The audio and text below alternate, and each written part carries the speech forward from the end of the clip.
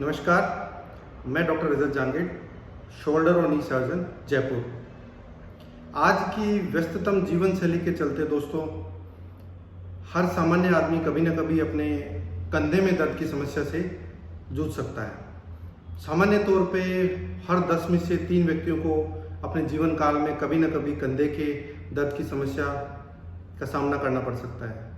तो कंधे का दर्द है, उसके अलग अलग कारण एक बच्चे में अलग हो सकता है, एक वयस्क व्यक्ति में अलग हो सकता है, और जब आप एजेड हो जाते हैं तो उस समय पे कंधे में दर्द के अलग अलग कारण हो सकते हैं, और अलग अलग कारणों के हिसाब से उनका ट्रीटमेंट भी अलग अलग हो सकता है।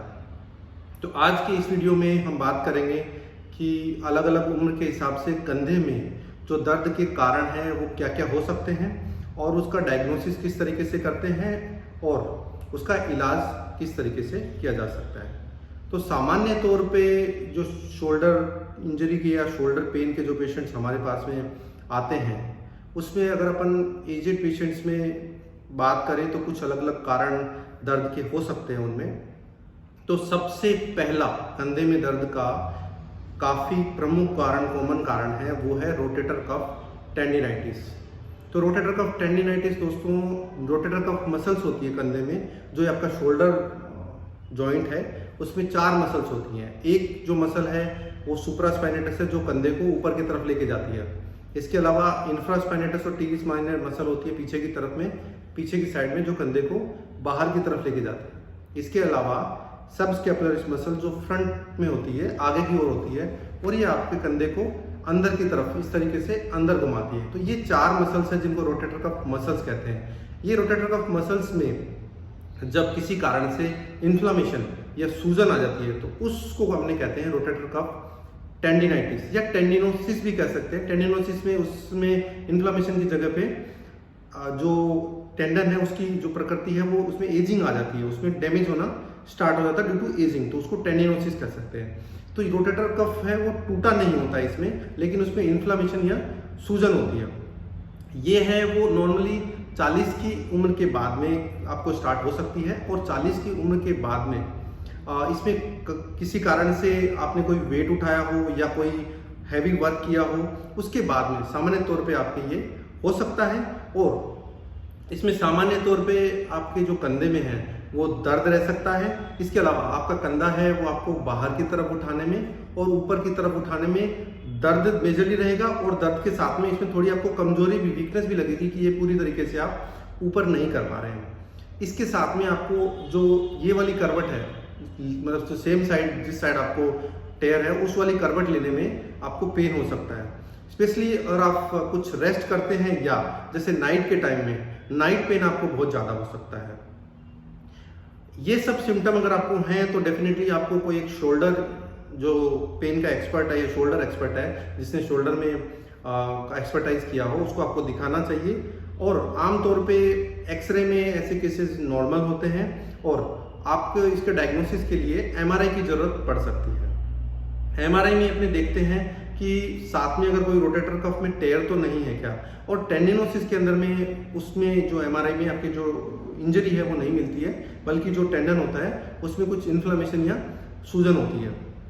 जब आपका डायग्नोसिस कंफर्म हो जाता है कि आपको रोटेटर कफ टेंडिनाइटिस है और इसमें कोई टेयर नहीं है, तो उस केस में आपका जो ट्रीटमेंट है वो कुछ पेन मेडिसिन, जो पेन किलर मेडिसिन है उनसे, कोई हैवी वर्क है वो आपको अवॉइड करना रहेगा। इसके साथ में आपको बर्फ का सेक, आइस कंप्रेशन 10 मिनट्स इसके ऊपर में आइस का सेक है वो करने की एडवाइस हम देते हैं।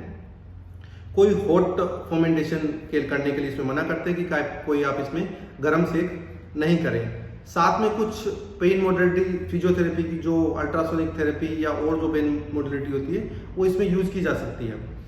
इसके बाद में फिजियोथेरेपी जैसे कुछ स्पेसिफिकली रोटेटर कफ मसल की स्ट्रेंथनिंग एक्सरसाइज है, तो ज़्यादातर केसेस में इसमें रिलीफ है वो आपकी pain killer medicine, physiotherapy, ice compression, इनसे आपको रिलीफ मिल सकता है। लेकिन कुछ केसेस में हो सकता है कि आपको प्रॉपर पूरा रिलीफ नहीं मिले, तो उस केस में आपको आर्थ्रोस्कोपिक सर्जरी, मतलब शोल्डर की आर्थ्रोस्कोपिक सर्जरी, मतलब दूरबीन से सर्जरी की सलाह भी आपको दी जा सकती है। तो ये जो दूरबीन से सर्जरी होती है उसमें कुछ दूरबीन से पोर्टल छेद किए जाते हैं, और जो हार्डली 3-4 मिलीमीटर के होते हैं, और उन छेद से जो रोटेटर कफ में जो सूजन है और जो दर्द के एलिमेंट्स है, इन्फ्लेमेशन है, उसको कम करने की सर्जरी की जाती है। अब जो दूसरा बड़ा कॉमन कारण है जो एजेड पेशेंट्स में स्पेशली 50 से 60 की उम्र के बाद में बड़ा कॉमनली देखने को मिलता है, वो कारण है रोटेटर कफ टेयर। तो रोटेटर कफ मसल जो ये कंधे की साइड में आपके जो रोटेटर कफ मसल जो मैंने आपको चारों बताई, तो ये मसल्स है वो किसी कारण से टूटना स्टार्ट हो जाती है। तो एजेड पेशेंट में सामान्य तौर पे जैसे घुटनों में घिसावट होती है, वैसे डीजनरेटिव टेयर भी हो सकते हैं। मतलब डीजनरेटिव टेयर का मतलब जो टेयर एजिंग प्रोसेस, जैसे जैसे एज बढ़ती है वैसे वैसे रेशे की जो पावर है वो कम होती है, उस वजह से भी इसमें टेयर हो सकता है, उसको कहते हैं डीजनरेटिव टेयर्स। यंग पेशेंट्स में भी रोटेटर कफ टेयर हो सकते हैं, लेकिन यंग पेशेंट्स में रोटेटर कफ टेयर का जो कारण है वो रहता है कोई चोट, जैसे आपने कोई वेट उठाया हो या कोई आपने उसमें कोई बहुत ज़्यादा थ्रो किया हो या आप कहीं हाथ पे इस तरीके से बाहर की तरफ में हाथ करके गिर गए हों, तो ये सब कारणों से रोटेटर कफ मसल्स में चोट लग सकती है। इसको रोटेटर कफ टेयर कहते हैं। सामान्य तौर पे जो रोटेटर कफ मसल्स में टेयर मिलता है वो सुप्रास्पाइनेटस और इन्फ्रास्पाइनेटस मसल में रोटेटर कफ टेयर मिलता है, लेकिन कुछ स्पेशल कंडीशंस में सबस्कैपुलरिस मसल्स में भी ये रोटेटर कफ टेयर हो सकता है। इसके जो मुख्य सिम्टम है, जो लक्षण है, वो ये है कि आपको कंधे में सीवियर दर्द होगा, बहुत तेज दर्द होगा। स्पेशली रात में आपको बहुत ज़्यादा दर्द हो सकता है, स्लीपलेस नाइट्स, मतलब रात में आपको इतना दर्द होगी आप नींद ही पूरी नहीं कर पा रहे हैं और बिल्कुल भी सो नहीं पा रहे हैं, या बीच में आपको नींद में से उठना पड़ रहा है, या बीच में जैसे डे टाइम में भी आप रेस्ट करते तो आपको पेन हो सकता है। इसके अलावा आपको वीकनेस बहुत रहती है, जैसे आप कंधे को ऊपर करने की कोशिश करेंगे साइड में या ऊपर करने की कोशिश करेंगे तो आप कंधे को ऊपर नहीं कर पाएंगे, या कुछ वेट उठाना है तो वो वेट इस कंधे से आप नहीं उठा पाएंगे। इसमें और फ्रोजन शोल्डर में डिफरेंस ये रहता है कि आप अपना कंधा खुद से तो ऊपर नहीं कर पाते हैं, लेकिन अगर आपका कोई दूसरा व्यक्ति आपका हाथ ऊपर करता है, इस तरीके से आप ऊपर करता है तो ऊपर तो हो जाएगा, हाथ ऊपर तो पूरा चला जाएगा, साइड में पूरा चला जाएगा, लेकिन जैसे ही वो हाथ छोड़ेगा तो हाथ बिल्कुल आपका नीचे आ जाएगा। मतलब जो कंधे का मांस है, पेशी है, वो टूट गई है तो तुरंत आपका हाथ है वो नीचे आ जाएगा। ये इसका रोटेटर कफ मसल्स का स्पेशल लक्षण है। और स्पेशली अगर आप इस करवट लेटते हैं रात को तो आपको बहुत सीवियर पेन हो सकता है। रोटेटर कफ मसल्स में टेयर है तो उसका डायग्नोसिस है, वो डॉक्टर कुछ स्पेशल टेस्ट जो मैंने आपको बताया वो करके चेक करके कंफर्म करता है कि हाँ इसमें रोटेटर कफ मसल्स में टेयर हो सकता है, तो वो आपको एमआरआई कराने की सलाह देंगे। एमआरआई करवाने में कंफर्म हो जाएगा कि ये वाली मसल में आपका इतना टेयर है और इसको आगे किस तरीके से अपन ट्रीट कर सकते हैं। जैसे कुछ केसेस में पार्शियल टेयर्स होते हैं, तो पार्शियल टेयर्स को इनिशियली अपने फिजियोथेरेपी और जो मैंने आपको ऑलरेडी पेन मॉडलिटी बताया, आइस कंप्रेशन बताया, इसको यूज करके ठीक करने की कोशिश करते हैं।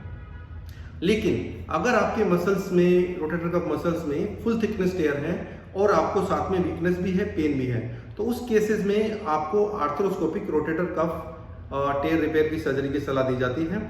आर्थ्रोस्कोपिक रोटेटर कफ जो टेयर की सर्जरी है वो दूरबीन से छोटे छोटे होल्स करके की जाती है, जिसमें कुछ स्पेशल एंकर सूचर्स होते हैं जो बोन में डालते हैं और जो रेशा टूट गया उसको अपनी जगह पे वापस लगाते हैं और रिपेयर कर दिया जाता है, और फिजियोथेरेपी के बाद आप अपनी एक्टिविटीज है वो रिज्यूम कर सकते हैं। पुरानी जो इसकी तकनीक थी वो थी ओपन सर्जरी की या मिनी ओपन सर्जरी की, जिसमें आपके कंधे पे एक चीरा लगाया जाता था, तो चीरे से उसको बोन पे सूचर करते थे। लेकिन इसके जो रिजल्ट्स हैं वो आर्थ्रोस्कोपिक सर्जरी से काफ़ी इंफीरियर हैं। तो आमतौर पे आपको ये सलाह दी जाती है कि आप आर्थ्रोस्कोपिक रोटेटर कफ रिपेयर की सर्जरी करवाएं। कंधे में दर्द का तीसरा प्रमुख कारण है इम्पिंजमेंट सिंड्रोम। इम्पिंजमेंट सिंड्रोम में जो कंधे के ऊपर की साइड में बोन होती है जिसको एक्रोमियन प्रोसेस या एक्रोमियन कहते हैं।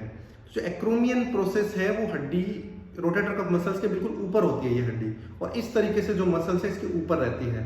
तो एज के साथ में और कुछ स्पेशल केसेस में ये जो हड्डी है वो बढ़ जाती है, और कई बार ये जो हड्डी है वो कंजेनेटली भी थोड़ी बड़ी हुई होती है, और वो और किसी शोल्डर प्रॉब्लम्स के साथ में फिर फर्दर और बढ़ जाती है।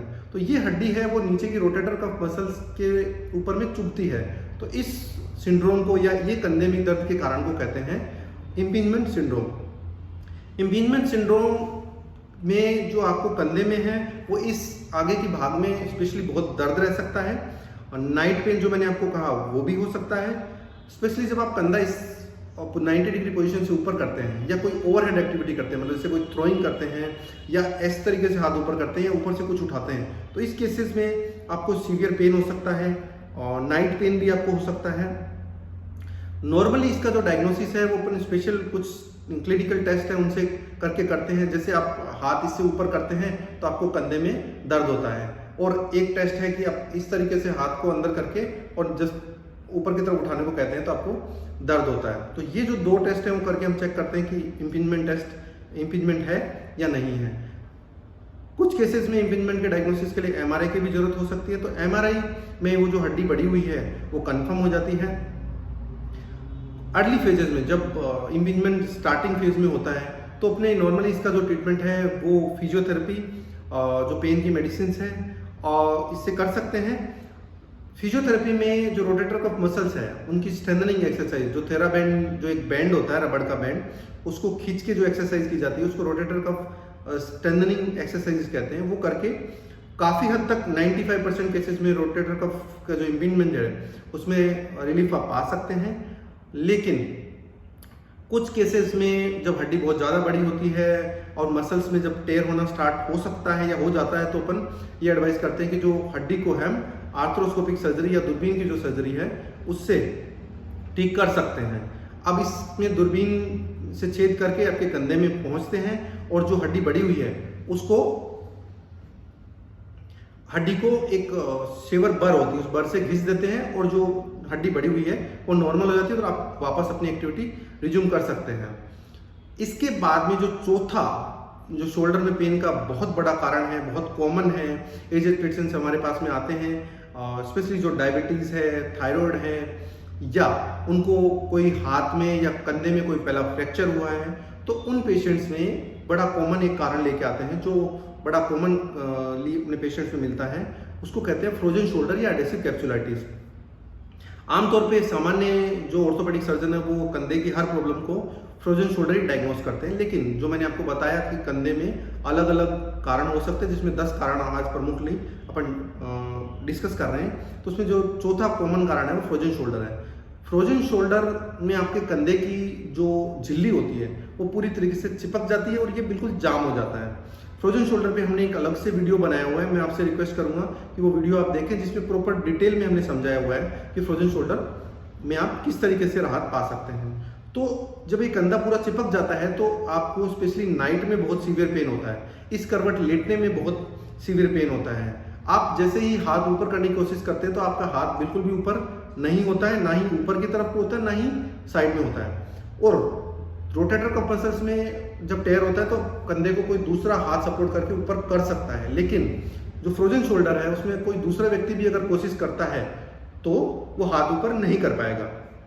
इसमें जो इनिशियल लेवल पे स्टार्टिंग फेज में जो हाथ को इस तरीके से बाहर करने में और अंदर करने में समस्या आती है, इंटरनल रोटेशन और एक्सटर्नल रोटेशन जो है वो रेस्ट्रिक्ट होते हैं, लेकिन धीरे धीरे करके पूरा ही शोल्डर जाम होने लग जाता है, कंधे में सारे मूवमेंट बंद हो जाते हैं और सीवियर पेन हो जाता है। तो ये जो फ्रोजन शोल्डर है वो 3 फेजेस से जाता है। फर्स्ट स्टेज होती है वो पेनफुल होती है, सेकेंड स्टेज के अंदर में पेन और स्टिफनेस होता है, और थर्ड स्टेज के अंदर में स्टिफनेस और पेन ये धीमे धीमे करके जाना स्टार्ट हो जाते हैं। तो ये एक सेल्फ लिमिटिंग कंडीशन होती है, लेकिन इसका जो ट्रीटमेंट है वो अगर आप जल्दी करवाते हैं, शोल्डर स्पेशलिस्ट को जल्दी दिखाते हैं तो इसमें आप जल्दी राहत पा सकते हैं। सबसे इंपॉर्टेंट चीज़ इसमें आप आइस का सेक करें, बर्फ का सेक करें, और जो पेन मेडिसिन है वो डॉक्टर आपको प्रिस्क्राइब करते हैं वो लें। अर्ली फेजेस में ज़्यादातर हम ये एडवाइस करते हैं कि आप फिजियोथेरेपी, जो कुछ स्पेसिफिक एक्टिव असिस्टेड एक्सरसाइज होती है जिसमें फिंगर लेडर एक्सरसाइज फ्रंट में और साइड में, ये एक्सरसाइजेस एडवांस स्टेज जब थोड़ी होती है, थोड़ा आप रिहेब कर लेते हैं, उसके बाद में थेराबैंड से स्ट्रेंथनिंग एक्सरसाइज ये करके आप राहत पा सकते हैं। 95% पेशेंट हैं वो इस तरीके से ठीक हो सकते हैं, लेकिन 5% जो पेशेंट्स हैं वो सारा ट्रीटमेंट लेने के बाद भी ठीक नहीं हो पाते हैं, तो उस केसेस में हम आर्थ्रोस्कोपिक शोल्डर की जो सर्जरी है वो एडवाइस करते हैं। तो शोल्डर की आर्थ्रोस्कोपिक सर्जरी में जो आपका जाम कैप्सूल है उसको आर्थ्रोस्कोपी की सहायता से रिलीज किया जाता है, और इसमें बहुत ही अच्छे तरीके से आप अपने पेन में रिलीफ पा सकते हैं, लेकिन रूटीन तौर पे हर आम पेशेंट्स के लिए एडवाइजेबल नहीं है। अगर आपने 5-6 महीने फिजियोथेरेपी की है, सारा ट्रीटमेंट लिया है, लेकिन उसके बाद भी आपको पेन रहता है तो ये सर्जरी की जा सकती है। इस सर्जरी से पहले हम एडवाइस करते हैं कि आप एक बार इसमें स्टीरॉयड का इंजेक्शन है वो लगा के ट्राई कर सकते हैं अगर आपको सीवियर पेनफुल कंडीशन है। अगर स्टीरॉयड का इंजेक्शन लगाने के बाद में भी आपको रिलीफ नहीं मिलता है तो डेफिनेटली आपको सर्जरी के लिए जाना पड़ सकता है। इसके बाद में पांचवा बड़ा कॉमन कारण है शोल्डर पेन का, वो है कैल्सिफिक टेंडिनाइटिस। कैल्सिफिक टेंडिनाइटिस, जैसे अपने रोटेटर कफ मसल्स में टेंडिनाइटिस का जिक्र सबसे पहले किया, तो कैल्सिफिक टेंडिनाइटिस में ये होता है कि उसमें इन्फ्लेमेशन तो होता है, लेकिन साथ में जो मसल्स, रोटेटर कफ मसल्स का में जो टेंडन है उस टेंडन में कैल्शियम का डिपोजिशन हो जाता है, कैल्शियम के स्टोन बन जाते हैं। तो जो कैल्शियम के स्टोन है वो बहुत सीवियर पेनफुल कंडीशन है। जब आपको ये कैल्शियम के स्टोन्स बनते हैं तो जब ये कैल्शियम डिजोल्व होता है तो बड़ा पेनफुल रहता है आपको, और स्पेशली नाइट में आपको बहुत तेज पेन होता है, रेस्टिंग पेन होता है, कंधे को आपको ऊपर करने में तकलीफ होती है। और कंधे की सारी तकलीफ में बताऊं तो ये जो कंडीशन है वो सबसे ज़्यादा पेनफुल होती है। आमतौर पर इसका डायग्नोसिस है वो आप किसी शोल्डर एक्सपर्ट को दिखाएंगे तो आपको बोलेंगे कि आपको इसमें एक्सरे में जब आप देखेंगे तो एक्सरे में उस जगह पे जहाँ मसल्स होती है वहाँ पे आपको कैल्शियम के डिपॉजिट्स दिखेंगे। एडवांस डायग्नोसिस के लिए आपको एमआरआई की जरूरत पड़ सकती है, कुछ केसेस में सोनोग्राफी की जरूरत पड़ सकती है। जब आपका डायग्नोसिस कंफर्म हो जाता है कि इसमें कैल्सिफिक टेंडिनाइटिस है तो इसमें आमतौर पे जो रिलीफ है वो बड़ा जल्दी आ सकता है, पर एक स्पेशल प्रोसीजर होता है जिसको कहते हैं बार्बाटेज। बार्बाटेज प्रोसीजर के अंदर में यूएसजी गाइडेड या आर्थ्रोस्कोपी से, दोनों में कोई से एक प्रोसीजर से, डिपेंडिंग अपॉन की साइज कहाँ है, लोकेशन क्या है, उसके हिसाब से आपके कंधे में निडल जो कैल्शियम में इंसर्ट करते हैं और कैल्शियम में जो डिपॉजिट है उसमें बार बार निडल लगा के वो जो कैल्शियम है उसको डिजोल्व कर देते हैं। और जैसे ही कैल्शियम डिजोल्व होता है विद इन फ्यू डेज आपको काफ़ी अच्छा रिलीफ इसमें मिल सकता है। साथ में जो मैंने आपको मोडेलिटी बताई, बर्फ का सेक, एक्सरसाइज और जो पेन किलर मेडिसिन है ये आपको साथ में लेने। इसके बाद में जो बड़ा कॉमन छठा कारण है कि कंधे में दर्द का, ये है कि जब कंधे में कोई समस्या हो ही नहीं, मतलब कंधे में कोई समस्या आपके है ही नहीं लेकिन आपको कंधे में दर्द है, तो ऐसा जब हो सकता है जब आपकी समस्या हो आपके गर्दन में, मतलब आपके गर्दन में या तो कोई डिस्क हो या आपके कोई नर्व कंप्रेस हो रही हो, तो आपका जो दर्द है वो कंधे को रेफर हो जाए, मतलब आपके दर्द है वो कंधे में शिफ्ट हो जाए या रेडिएट हो जाए, क्योंकि ये कंधे में जो C5 रूट होता है, जो नर्व होती है वो इस शोल्डर को सप्लाई करती है। तो अगर C5-6 या इस लेवल पे अगर आपके गर्दन में कहीं कंप्रेशन हो तो वो पेन आपको शोल्डर में भी ट्रांसफर हो सकता है। अब आप कैसे डायग्नोस करेंगे, कि कैसे पता करेंगे कि आपका कंधे का दर्द है या आपको गर्दन का दर्द है? तो उस केस में जब आपका पेन है वो कंधे से आ रहा होगा तो जैसे ही आप शोल्डर के सारे मूवमेंट करेंगे, सारे मूवमेंट आप करेंगे तो आपका जो कंधे का दर्द है ना तो बढ़ेगा ना ही कम होगा, जैसे वो था वैसा ही रहेगा। मतलब नॉर्मली कंधे के मूवमेंट करने से वो पेन बढ़ना चाहिए था अगर कंधे की समस्या होती तो, लेकिन इसमें कोई फर्क नहीं पड़ा। इसका मतलब ये हो सकता है, पर ये रेयर रहता है कि आपको कंधे में दर्द हो गर्दन की वजह से, ये रेयर रहता है। लेकिन ये दर्द गर्दन से स्टार्ट हो सकता है, गर्दन में समस्या हो सकती है और आपके कंधे में रेफर हो सकती है। इसके डायग्नोस्टिक इमेजिंग के लिए नॉर्मली अपने को जो गर्दन का है वो एमआरआई कराने की जरूरत पड़ती है। उस केस में अपने को हो सकता है कि ऑर्थोपेडिक सर्जन या स्पाइन सर्जन की हेल्प लेनी पड़े। इसके बाद में जो बड़ा कॉमन कारण यंग पेशेंट्स में देखने को मिला है, 7वां कंधे में दर्द का कॉमन कारण है वो है लेब्रल इंजरी। नॉर्मली जो अपना कंधा है वो एक बॉल एंड सॉकेट टाइप का जॉइंट होता है और कंधे में जो बॉल होती है वो बड़ी स्मॉल होती है, बॉल बड़ी छोटी होती है, उसकी जो सॉकेट है वो बड़ी छोटी होती है। तो सॉकेट को बड़ा बनाने के लिए, इसको डीप करने के लिए लेब्रम होता है, जो जैसे घुटने में मेनिस्कस होता है वैसे कंधे में लेब्रम होता है, जो उसकी सॉकेट है उसको डीप करने की कोशिश करता है जिससे कंधा उतरे नहीं। यंग पेशेंट्स में स्पेशली जो बहुत ज़्यादा स्पोर्टिंगली एक्टिवेटेड रहते हैं, बहुत स्पोर्टिंग एक्टिविटी में इन्वॉल्व रहते हैं, थ्रोइंग करते हैं, जो जेवलिन थ्रोवर्स हैं या क्रिकेटर्स हैं, फास्ट बॉलर्स हैं, या जिनको कंधे से हाथ में वजन ऊपर से बहुत उठाना पड़ता है, इस तरह के जिम में जाने वाले लोग हैं, यंग एक्टिव पीपल हैं, इन लोगों में ये लेब्रम की इंजरी हो सकती है। ये जो झिल्ली है, लेब्रम की झिल्ली है, ये जब टूट जाती है तो उसके डायग्नोसिस के लिए अपने को सामान्य तौर पे एमआरआई की जरूरत पड़ती है। एमआरआई में कुछ केसेस में हो सकता है सिंपल एमआरआई में लेब्रम की जो इंजरी है वो डायग्नोसिस ना हो, तो उस केस में अपने को एमआर आर्थ्रोग्राम, मतलब आपके जो कंधे में एक डाई डालते हैं डाई इंजेक्ट करके फिर एमआरआई करते हैं, उसको एमआर आर्थ्रोग्राम करते हैं। तो एमआर आर्थ्रोग्राम की जरूरत भी पड़ सकती है। लेब्रम इंजरी का स्पेशल टाइप होता है SLAP tear, that is superior labrum anterior to posterior tear, मतलब जहाँ पे आपका जो एक बाइसेप्स टेंडन होता है वो अंदर जाके लेब्रम पे जुड़ता है, तो वहाँ से अगर वो टूटता है तो उसको स्लैप टेयर कहते हैं। ये जो स्लैप टेयर है ये लेब्रम टेयर का स्पेशल टाइप है, वो थ्रोवर्स में स्पेशली बड़ा कॉमन है, जिम जाने वाले व्यक्तियों में बड़ा कॉमन है। इसको अगर अपने बाकी कंधे की समस्याओं से कंपेयर करेंगे तो ये काफ़ी यंग पेशेंट्स में अराउंड 20, 25, 30 ईयर्स के जो पेशेंट्स हैं उनमें काफ़ी कॉमन मिलता है। अगर शुरुआती स्टेज में लेब्रम टेयर रहता है तो लेब्रम टेयर का अपने ट्रीटमेंट है वो फिजियोथेरेपी, एक्सरसाइज, पेन मॉड्यूलिटी से कर सकते हैं। लेकिन अगर आपका लेब्रम टेयर काफ़ी एडवांस हो गया है तो उस लेब्रम टेयर के लिए अपने को आर्थ्रोस्कोपिक लेब्रम की सर्जरी भी करनी पड़ सकती है। तो लेब्रम की जो सर्जरी है वो दूरबीन से करते हैं और इसमें एक्सरसाइजेस के बाद में आप अपनी रूटीन एक्टिविटी स्टार्ट कर सकते हैं। इसके बाद में जो शोल्डर का पेन का बड़ा कॉमन कारण है और यंग पेशेंट्स में ही देखने को मिलता है वो है शोल्डर इंस्टेबिलिटी या शोल्डर डिसलोकेशन। शोल्डर डिसलोकेशन पे हमने एक अलग से स्पेशल वीडियो बनाया हुआ है, वो वीडियो आपको डिटेल में बताता है कि शोल्डर डिसलोकेशन किन किन कारणों से हो सकता है, उसमें ट्रीटमेंट क्या हो सकता है। तो शोल्डर डिसलोकेशन नॉर्मली आपके किसी चोट की वजह से, इंजरी की वजह से, गिरने की वजह से, किसी एक्सीडेंट की वजह से हो सकता है, जिसमें आपका कंधा 90% केसेस में आगे की तरफ में उतर जाता है और ये नॉर्मली ये पोजीशन रहती है जिसमें कंधा उतरने की समस्या रहती है। तो जब आपका कंधा उतरता है तो उस समय में तो आपको किसी ऑर्थोपेडिक सर्जन को कंसल्ट करके उसको कंधे को बैठाना होता है। उसके बाद में हो सकता है कि आपका कंधा पेनफुल रह जाए, उसमें स्टिफनेस रह जाए। तो अर्ली स्टेज में तो अपन इसमें एक्सरसाइजेज ही स्टार्ट करते हैं जब आपका कंधा पहली बार उतरता है। कुछ समय के बाद में कुछ समय रेस्ट देते हैं उसको, अराउंड 3-4 वीक्स का रेस्ट देने के बाद आपकी एक्सरसाइज स्टार्ट करते हैं। इसके बाद में अगर आपके कंधे में पेन है और आपको लगता है कि आपका कंधा उतर रहा है तो अपने उसका एमआरआई कराते हैं।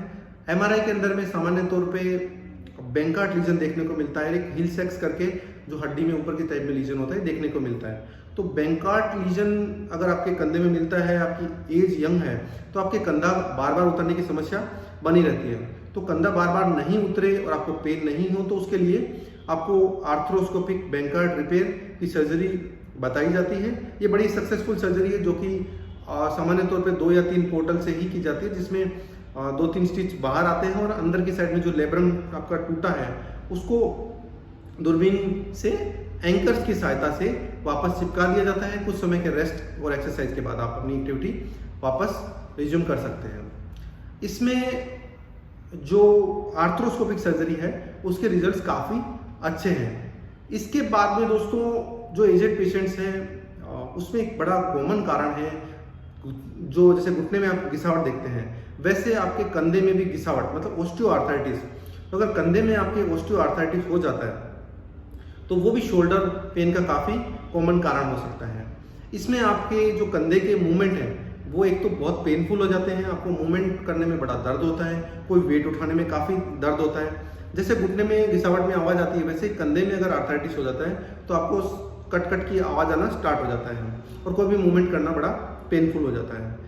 अर्ली स्टेज में इसका डायग्नोसिस बड़ा सिंपल रहता है। आप एक जैसे घुटने का एक्सरे कराते हैं वैसे कंधे का एक्सरे में अगर वो जॉइंट का जो कार्टिलेज का गैप है वो कम हो जाता है तो उसको अपन शोल्डर आर्थराइटिस का डायग्नोसिस कर सकते हैं। अर्ली स्टेजेस में इसमें कुछ एक्सरसाइजेस, कुछ मेडिसिन से राहत पा सकते हैं। लेकिन अगर आपका आर्थराइटिस है वो एडवांस हो गया है, मतलब हड्डी से हड्डी टच होने लगी है, एडवांस ग्रेड 4 आर्थराइटिस हो गया है, तो उस केस में अपने को एक शोल्डर के एक्सपर्ट को दिखाना चाहिए। और इसमें आमतौर पे शोल्डर रिप्लेसमेंट सर्जरी की जरूरत पड़ती है।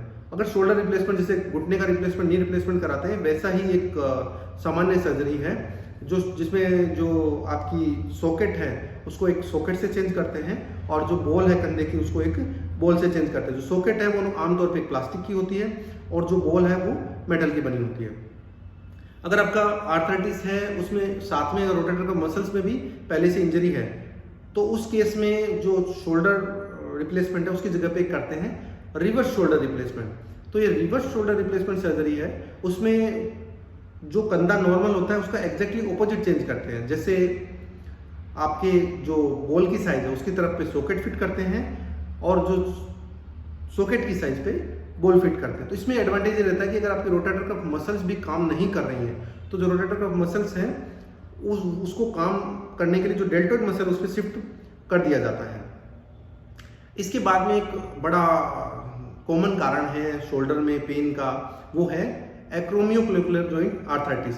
ये आपकी सामने की क्लेविकल बोन होती है और जो एक्रोमियल बोन जो मैंने आपको डिस्कस करी जिसमें स्पर बन जाता है या रोटेटर कफ मूवमेंट जो करती है, इन दोनों के बीच में एक जोड़ होता है जिसको कहते हैं एक्रोमियोक्लेविकुलर जॉइंट। ये जोड़ एक तरह का नॉर्मल जैसे घुटने का जोड़ होता है वैसा ही जोड़ होता है जिसमें साइनल फ्लूइड होता है, जॉइंट होता है। तो जैसे घुटने का घिसावट हो सकती है वैसे ही एक्रोमियोक्लेविकुलर जॉइंट की घिसावट भी हो सकती है। सामान्य तौर पे ये जो है यंग एक्टिव लोगों में ये हो सकता है, जो लोग ज़्यादा जिमिंग एक्टिविटी करते हैं, थ्रोइंग एक्टिविटी करते हैं, बहुत ज़्यादा वेट लिफ्ट करते हैं, उन लोगों में हो सकती है। एज के साथ में भी इसमें आर्थराइटिस हो सकता है। इसमें जो दर्द है वो कंधे के ऊपर की ओर में जो जॉइंट है उसके ऊपर में रहता है। साथ में अगर आप अपने हाथ को इस तरीके से बाहर लेके आते हैं तो उस केस में भी आपको कंधे में दर्द हो सकता है, कुछ वेट उठाने में आपको पेन हो सकता है। उस जगह पे आप प्रेस करेंगे तो आपको ये एक्रोमियन का जो क्लेविकुलर जॉइंट है उस पर अगर प्रेस करेंगे तो आपको दर्द हो सकता है। डायग्नोसिस के लिए सामान्य तौर पे अपने को एक एक्सरे की जरूरत पड़ती है। एक्सरे में जो जॉइंट का स्पेस है वो आपको कम नजर आएगा तो एक्रोमियोक्लेविकुलर जॉइंट का आर्थराइटिस हो सकता है। स्पेशल केसेस में अपन को एमआरआई की जरूरत भी पड़ सकती है। सामान्य तौर पे जो एक्रोमियोक्लेविकुलर जॉइंट का आर्थराइटिस है उसका जो ट्रीटमेंट है वो रेस्ट, आइस कंप्रेशन, बर्फ का सेक, एक्सरसाइजेस, एक्टिविटी मॉडिफिकेशन, इनसे अपन 90% केसेस में राहत पा सकते हैं।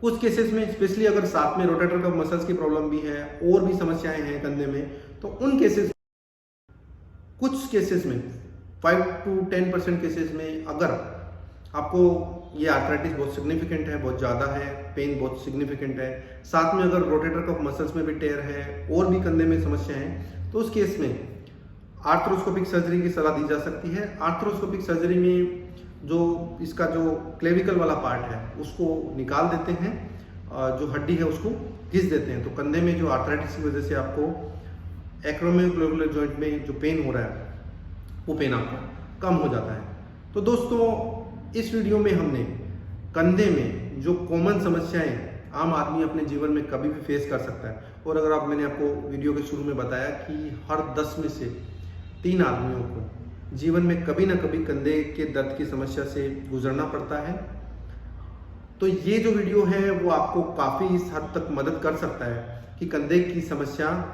कंधे में दर्द की समस्या अगर आपको है तो आप किस तरीके से उसमें राहत पा सकते हैं। हमारे चैनल पर हम कंधे और घुटने की विभिन्न समस्याओं के बारे में अलग अलग वीडियो डालते रहते हैं। हमसे जुड़े रहने के लिए हमारे वीडियो को लाइक करें, शेयर करें, सब्सक्राइब करें। धन्यवाद दोस्तों।